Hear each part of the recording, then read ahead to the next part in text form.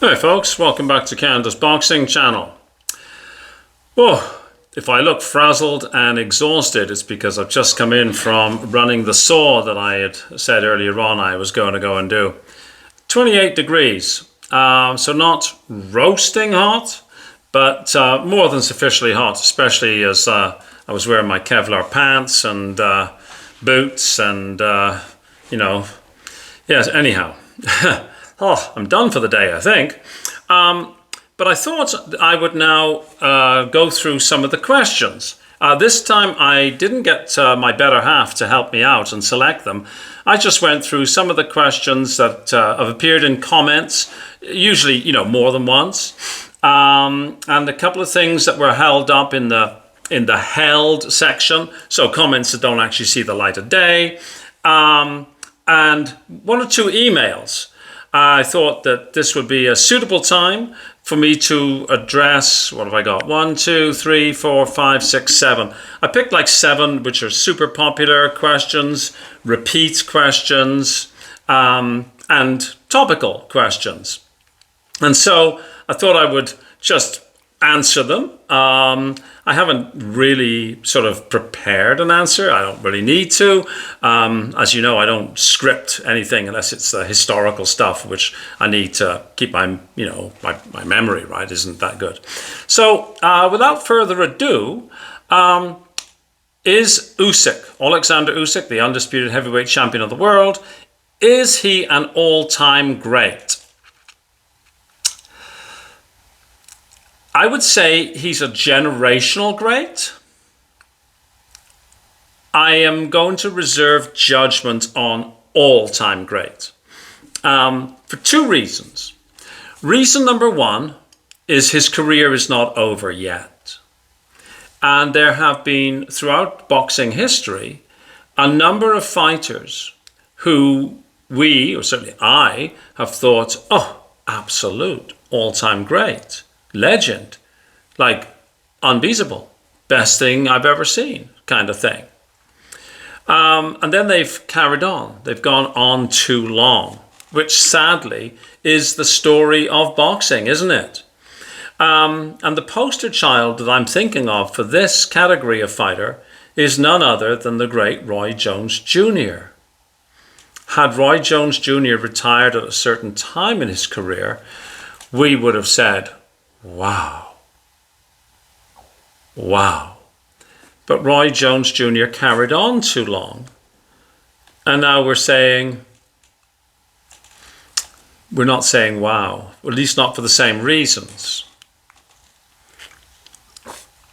So, if Usyk was to retire today, my answer might be quite different than if he goes on for, say, another 5 years and starts to accumulate losses against fighters who we would agree couldn't have lived with him in his prime. And so that's reason number one. Reason number two is all-time great totally depends upon the metrics you use. The metrics I use, I spoke about at length in the first of 3 videos I did of my all-time top 10 heavyweights for all time.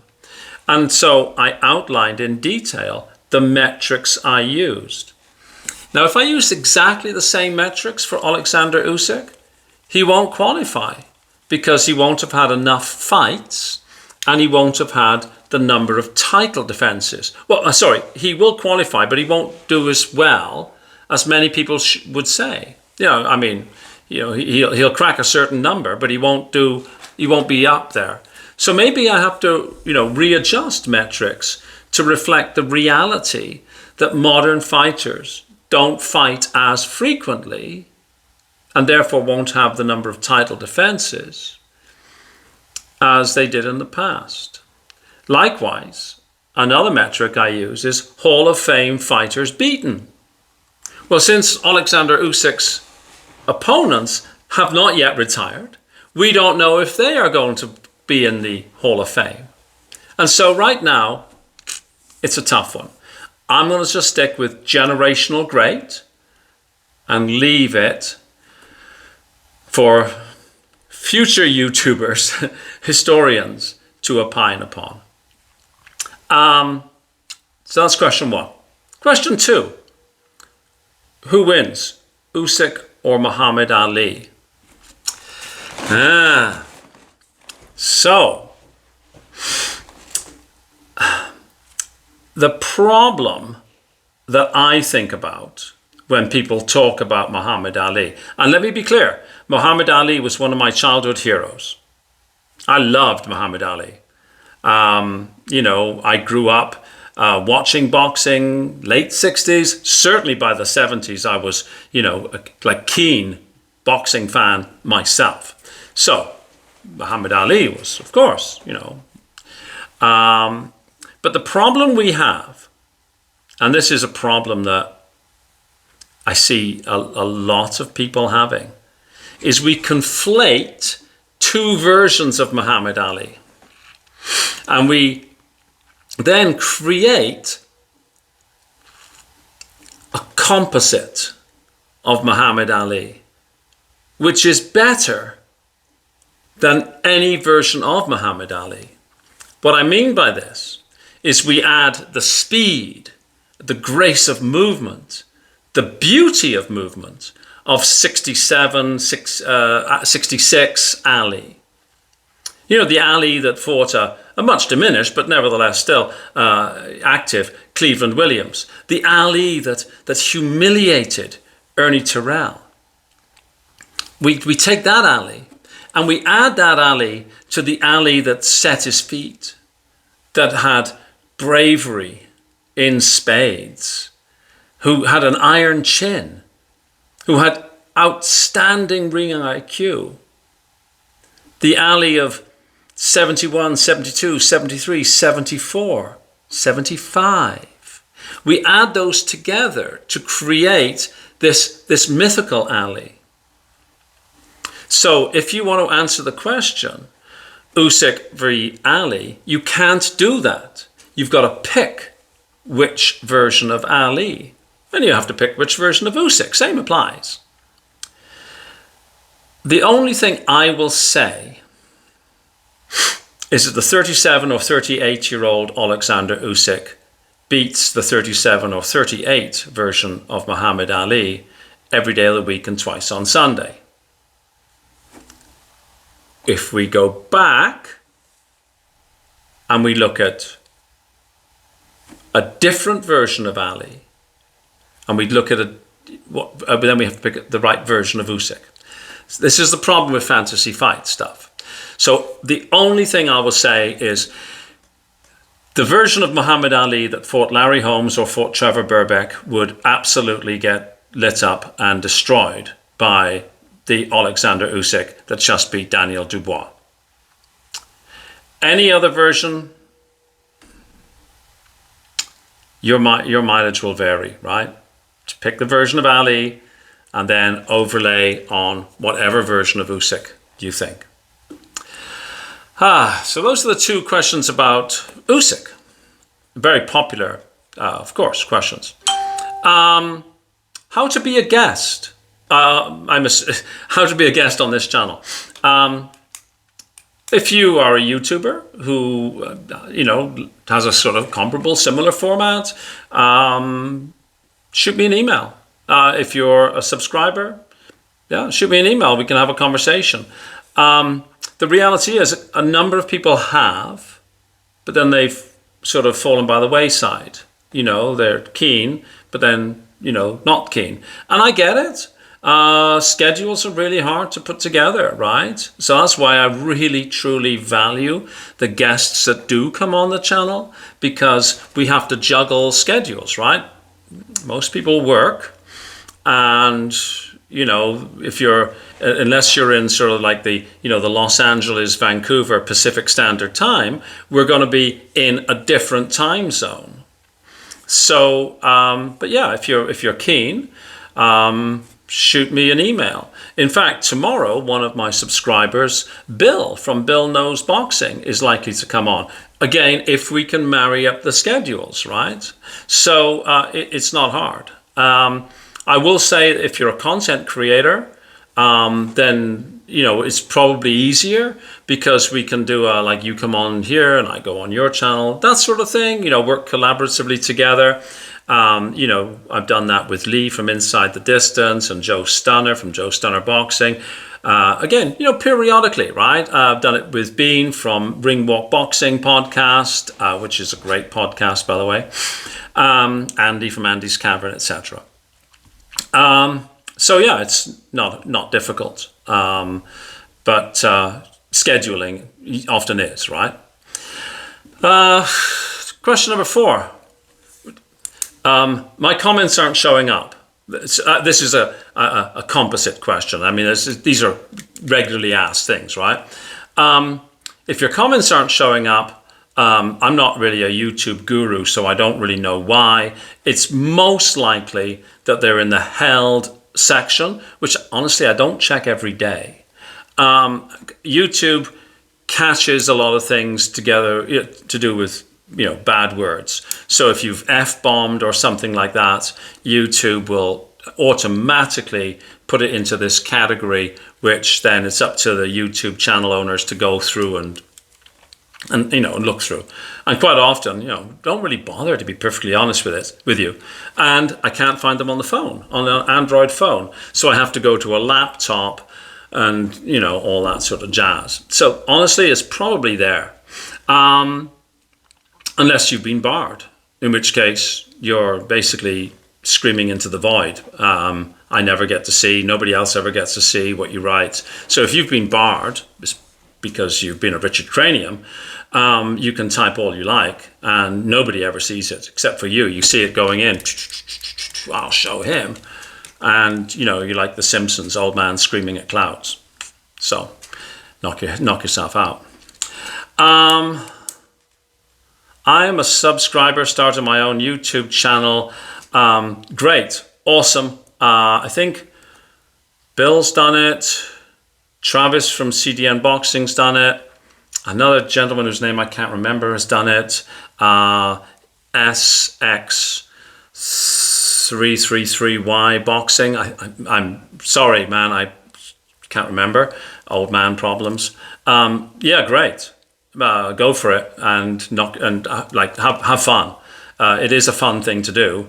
But if you're thinking of making lots of money, you may not. Don't give up your day job. That's what I would say.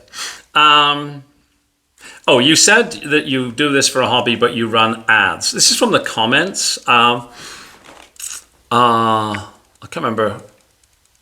I think a couple of guys. One guy was caught in the held section because it came with a bunch of expletives, and it was one of those times I did check it. And then the other guy, it just said, but you say you run it, you say you do this as a hobby, but you must be making money. You run ads or something like that. Simple thing. When you have 1,000 subscribers, YouTube monetizes the channel and it puts ads in. Which are really annoying. I get you.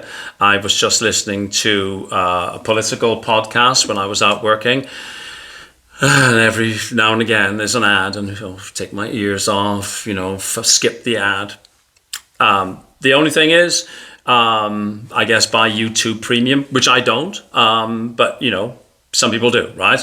And as for money, just, you haven't asked, but yeah, I mean, this channel will make enough to, before tax, maybe put a tank of gas in my F-150 per month. So anybody who's thinking of doing this for money is, honestly dreaming in Technicolor. Unless you want to take pictures of your feet or, popping a pimple or something like that, because those sort of things apparently are exceptionally popular. But yeah, like I say, if you fancy doing it, go for it. But I mean, not for me. And then the question that I really have tried to not avoid answering, but it's just a question that it's fraught with fake beef kind of stuff and all that. And it's just gotten long in the tooth. I answered it yesterday because somebody was really polite in the way they asked. Most people who've asked have been impolite, and honestly, I don't have the patience to bother with it. It's, why do you not go on Porky's Corner anymore? Here's the answer I gave. I'm apparently no longer welcome on that channel, allegedly because I worked in various law enforcement jobs here in Canada. The truth is likely a bit more nuanced, but since I never got the courtesy of a call or message directly, and only found out watching that channel as a subscriber and fan of the entertaining channel it is, I would only be guessing as to other, perhaps more pertinent reasons. And that's about it, really. I was last invited onto this. First of all, I was really appreciative of going on the channel. And every single time I went on, I would send a note of thanks and appreciation afterwards. Subscribe to the channel, watch the channel. It's a very interesting, fun channel. It really sticks it to the boxing establishment. So, I don't really have anything bad to say, right? I was last invited on June the 19th, but I was actually playing golf. I was literally on the 5th hole at my local golf course, and I'm like, I obviously I can't be two places at the same time. And then I think it was around like the 20-something of the month, I was watching, Kent was the guest. And lo and behold, Canada Bob is former law enforcement, it would be hypocritical to have him on, etc., so forth. You can go and look at it. I'm not quoting exactly, but so I'm like, oh, wow, okay, that's disappointing, but like disappointing in that I thought I honestly would have deserved, maybe, or at least warranted a phone call or a message, which I didn't get, and didn't get anything at all. So, it is what it is, right? And everybody who's got a YouTube channel can choose who they want on and don't want on.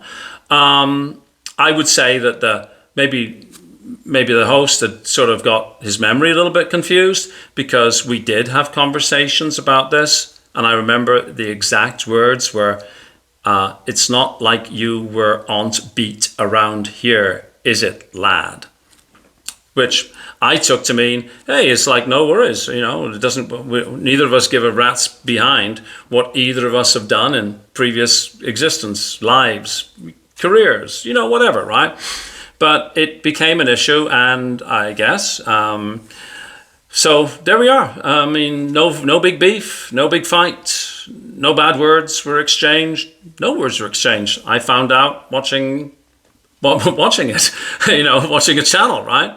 And apparently, I steal views by having my own channel, which, I thought that was laughable. Like, there's 8 billion people in the world, maybe more. There's plenty to go around, right? Make a bigger pie. Anyhow, it is what it is.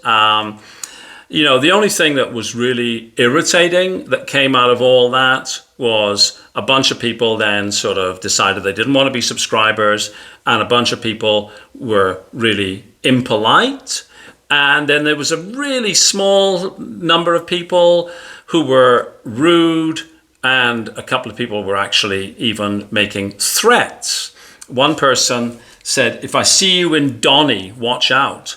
So I'm not sure Donny, is that Donnybrook, Donegal, Donny Cheng in China, Doncaster, or do they have a boyfriend called Donny, which, hey, don't worry, your boyfriend is safe. It's not my thing. So that was sort of, laughable.